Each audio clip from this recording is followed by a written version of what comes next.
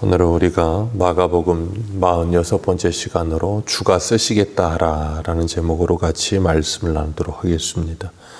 마가복음 11장부터 15장까지는 예수님의 마지막 일주일의 내용을 담고 있습니다. 마가복음의 3분의 1의 분량에 해당하는데 그 마지막 일주일의 모습을 담으면서 예수님의 고난과 십자가의 순환과 그리고 예수님의 그 십자가 사건에 대한 초점을 이렇게 많은 부분을 할애하여 기록하고 있습니다. 마가복음을 수신하는 1차 수신자는 로마의 성도들이었어요. 당시에 로마로부터 극심한 핍박 속에 있었던 그 성도들에게 이 마가복음을 보내면서 그들을 위로하고 격려하며 그들로 하여금 주님의 은혜 가운데 다시금 힘을 얻게 하기 위하여 마가복음을 기록하여 보냈던 것처럼 오늘도 이 말씀이 우리들에게 위로와 힘이 되어야 할 줄로 믿습니다. 오늘은 예수님께서 여리고에서 예루살렘으로 가까이 오셨을 때 오늘 1절을 보면 예수님이 감람산의 벳바기와 베다니에 이르렀을 때라 그랬습니다. 예루살렘의 지척인 곳입니다. 예루살렘에 가까이 왔다는 말은 예수님께서 십자가의 죽으심이 가까이 왔다는 거죠. 이 벳바게라는 지명의 이름의 뜻은 익지 않은 무화과의 집이라는 뜻을 가지고 있고, 베다니는 번민하는 자의 집, 슬퍼하는 자의 집이라는 뜻을 가지고 있습니다. 이 두 지명을 같이 뜻을 합치면 무화과가 익지 않아서 슬퍼하는 자들의 집이라는 뜻을 가지고 있는 거예요. 그것이 바로 당시 이스라엘의 영적인 이 상태를 말해주고 있는 겁니다. 무화과는 두 번 열립니다. 첫 번째 열리는 나무를 이 나무의 무화과의 열매를 따 주어야 두 번째 제대로 된 열매가 맺혀지는데, 첫 번째 열매를 파게라고 해요. 그래서 그건 이 당시에 보릿고개를 넘기는 사람들이 그 열매를 먹으면서 보릿고개를 넘겼다고 하는데, 그건 마저 없는 상태. 그래서 예수님께서 무화과를 저주하시는 일도 있었잖아요. 그 파게가 열려야 될 때 파게가 열리지 않은 상태. 그러니까 설익은 열매라도 있어야 되는데 예루살렘에는 그런 모습들이 아예 없었다는 거예요. 알맹이 없는 빛 좋은 게살과 같은 모습의 예루살렘을 보면서 주님께서 탄식하신 것처럼, 그래서 예수님이 누가복음 19장에 보면 예루살렘에 가까이 오사 그 성을 보시며 우셨다 그랬습니다. 그 예루살렘을 보면서 우셨어요. 오늘 본문 2절을 보면 2절 같이 읽겠습니다. 시작.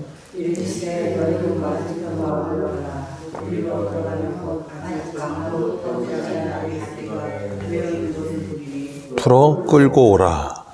예수님께서 굉장히 생뚱맞은 말씀을 하시는 것처럼 갑자기 제자들을 건너편 마을로 보내시면서 거기서 나귀 새끼 하나 풀어와라 그러시는 거예요. 오늘날로 말하면 그냥 도둑질입니다. 나귀 새끼 하나 풀어와라. 그런데 예수님께서 그 말씀하시면서 만일 누가 왜 이렇게 하느냐 물으면 주가 쓰시겠다라고 해라.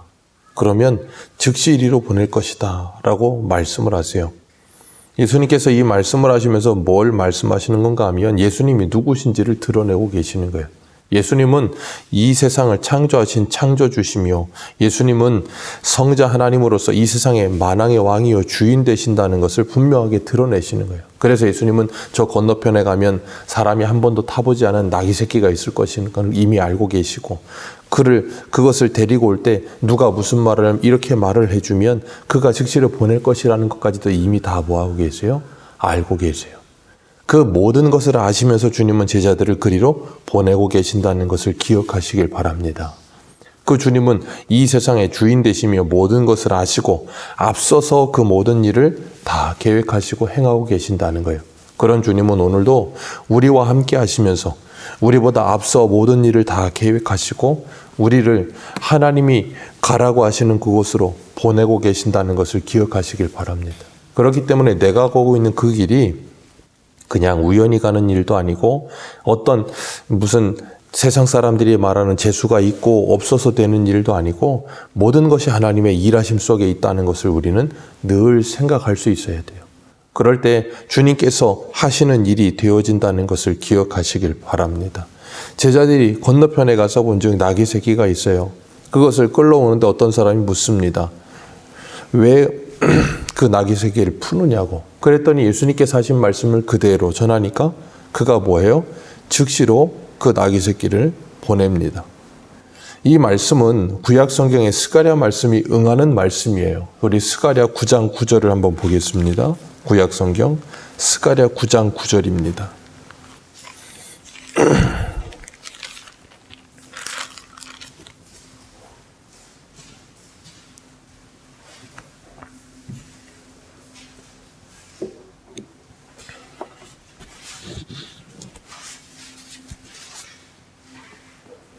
스가랴 9장 9절, 우리 9장 9절과 10절 같이 읽겠습니다. 시작.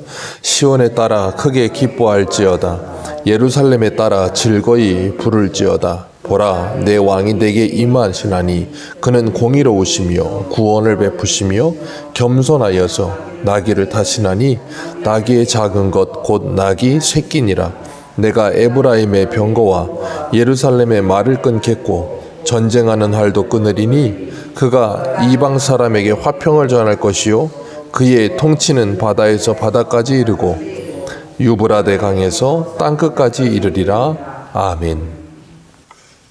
여기 보면 예수 그리스도에 대한 예편의 말씀인데 그 예수 그리스도께서 오시면 뭐 하신다 그러세요? 공의로우시며 구원을 베푸시며 겸손하여 나귀 새끼를 타신다. 이 말씀을 응하시기 위하여 예수님께서 나귀 새끼를 끌고 와라 그러신 거예요. 그 왕이 오시면 어떤 일이 일어나요? 에브라임의 병거와 예루살렘의 말을 끊고 전쟁하는 활도 끊을 것이라. 그러니까 이 땅에서 뭘 제하여 버리시겠대요? 전쟁을 제하여 버릴 것이라. 사람들이 생각하는 전쟁을 제하여 버리고 평화를 전하며 통치는 바다에서 바다까지 이를 것이라. 평강의 왕으로 이 땅에 오신다는 거죠. 그렇기 때문에 예수님께서 나귀의 새끼를 타고 오시는 거예요. 당시의 왕은 말을 타고 입성합니다. 말을 탄다는 건 전쟁을 한다는 것이고 전쟁한 개선 장군과 같이 왕이 말을 타고 위용을 드러내면서 입성해야 되는데 예수님은 나귀의 새끼를 타고 오세요. 나귀도 아니고 나귀의 새끼입니다. 그러면 성인 남자인 예수님께서 그 나귀 새끼를 타셨을 때 그 모습이 얼마나 우스꽝스러울 수도 있겠어요. 그런데도 불구하고 예수님은 그 나귀의 새끼를 타고 오세요. 예수님은 이 땅에 사람들이 생각하는 것과 같은 그런 말과 병거와 힘을 가지고 전쟁하여 어떤 나라를 정복하기 위해 오신 분이 아니라는 거예요.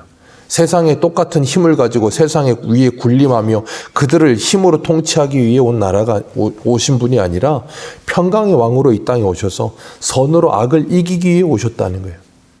그런데 그 나귀 새끼를 끌고 온 사람들은 자기의 겉옷을 깔고 그리고 앞뒤를 따르면서 9절 말씀에 뭐라 그래요? 9절 같이 한번 읽습니다. 시작. 호산나 찬송하리로다 주의 이름으로 오시는 이여. 아멘. 호산나 찬송하리로다 주의 이름으로 오시는 이여. 호산나의 뜻이 우리가 당신께 구하노니 우리를 구원하소서. 이 사람들이 지금 얼마나 흥분했겠습니까? 앞에서 뒤에서 마치 호위무사들처럼 옷을 깔고 종려나무 가지를 흔들면서 호산나 다윗의 자손이여 우리를 구원하소서. 이제 우리는 고생 끝 행복 시작이다. 저 로마를 몰아내고 우리의 왕 되실 예수님께서 이 땅에 군림하실 것이다 라는 생각을 하는데 그 예수님은 말이 아니라 나귀 새끼를 타세요. 전쟁하러 오신 분이 아니라는 거예요. 구약에 보면 하나님께서 이 가나안 땅 이스라엘을 정복하게 하실 때 다윗에게 그 정복 전쟁을 시키시면서 전쟁을 할 때마다 어디를 가든 하나님께서 그에게 이기게 하셨습니다. 그리고 하나님이 그에게 명하신 게 있었어요. 말의 뒷발의 힘줄을 끊고 병거를 불살라라. 스가랴 9장 9절의 말씀과 같이 10절의 말씀과 같이 병거와 말을 끊고 활을 끊으리라. 왜요? 전쟁은 이런 것에 달려있는 것이 아니라 누구에 달려있다고요? 하나님께 달려있느니라. 전쟁은 하나님이 하신다는 거예요. 그러니 이 사람들은 지금 예수님 앞뒤로 종려나무 가지를 흔들며 겉옷을 깔아놓고 호산나 다윗의 자손이여 우리를 구원하소서 할 때 그들이 원하는 그들의 방식은 뭐예요? 로마의 방식이요. 로마보다 더 강력한 힘을 가진 로마의 방식으로 로마를 몰아내고 그곳에 로마의 나라와 같은 하나님의 나라를 세워주기를 원하면서 호산나 다윗의 자손이여 하고 지금도 흥분하고 있는 거예요. 그런데 예수님은 오셔서 그들이 원하는 거하고 정반대 일을 하시는 거예요. 그러니까 이 소리를 외치던 이 사람들이 일주일 만에 뭐라 그래요? 예수님을 십자가에 못 박으라고 소리치는 거예요. 이유는 뭡니까? 그 예수님이 우리가 원하는 메시아가 아니라는 거예요. 그 예수님이 하시는 구원사역이 우리가 원하는 구원사역이 아니라는 거예요. 그러니 지금 그 예수님도 그 메시아도 그 하나님도 누구의 마음에 들어야 돼요? 내 마음에 들어야 되는 거예요. 내 마음에 안 들면 필요 없다는 거예요. 그걸 바로 자기 숭배 사상이라고 하는 우상 숭배에 빠져 있는 사람들이라고 하는 거예요. 오늘날 우리들도 그렇습니다. 하나님을 부르고 예수님을 부르고 성령님을 부르고 성경을 말하고 예수님 입만 열면 신앙이라고 이야기를 하는데 문제는 내 마음에 들어야 돼요. 내 마음에 안 들면 다 필요가 없는 거예요. 그게 우리 이 9절 말씀과 10절 말씀에 호산나 다윗의 자손이여 우리를 구원하소서 하는 소리를 치고 있는 이 사람들과 우리와 다를 것이 무엇입니까? 내가 원하는 방식으로 내가 원하는 때에 내가 계획한 대로 무엇이 이루어지지 않으면 화가 나고 분노가 차오르는 우리들. 그러나 주님은 우리의 생각과는 전혀 다른 길로 걸으세요. 그래서 신앙생활은 이사야 55장에 말씀하시는 것처럼 하나님의 생각과 우리의 생각은 다르며 하나님의 길과 우리의 길은 다르며 하나님의 방법과 우리의 방법은 다르다는 것을 인정하는 데서부터 신앙이 시작되는 거예요. 그래서 나를 부인하고 나의 방법과 계획과 나의 뜻을 내려놓고 주님의 방법과 주님의 계획과 주님의 뜻이 이루어지는 걸 기뻐하고 감사할 수 있는 것이 신앙의 시작입니다. 그래서 주님은 제일 먼저 누구든지 나를 따라오려거든 자기를 부인하고 해요.